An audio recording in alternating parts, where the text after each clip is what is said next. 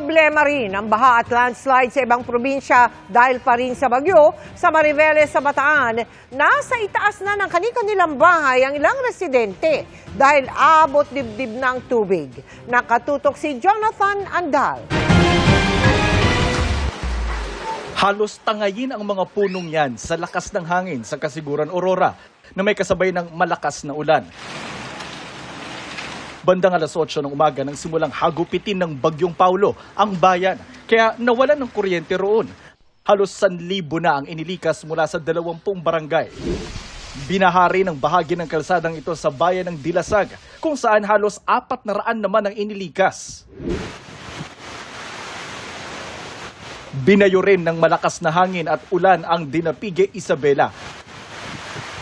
Habang sa syudad ng Ilagan, nagtumbahan ang mga puno at karatula. Inabot na rin ng baha ang ilang kalsada dahil sa umapaw na Cagayan River. Hanggang dibdib naman ang kulay putik na baha sa Mariveles, Bataan. Tuloy-tuloy kasi ang pag-ulan. Ayon sa uploader, nasa second floor na ng kanilang mga bahay ang ilang residente habang nakikituloy ang iba pa. Sa isa pang purok sa bayan, pahirapan na ang pagdaan ng mga motorista dahil sa malakas na agos ng tubig. Ganyan din sa ilang kalsada sa San Felipe, Zambales. Kahit ang malalaking sasakyan, pahirapan na sa pagbiyahe.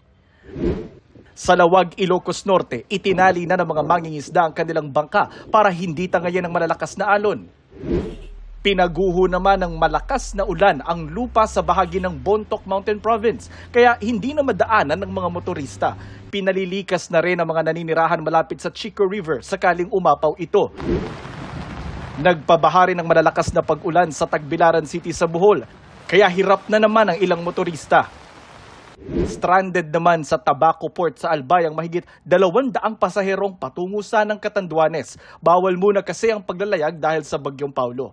Para sa GMA Integrated News, Jonathan Andal, nakatutok, 24 oras.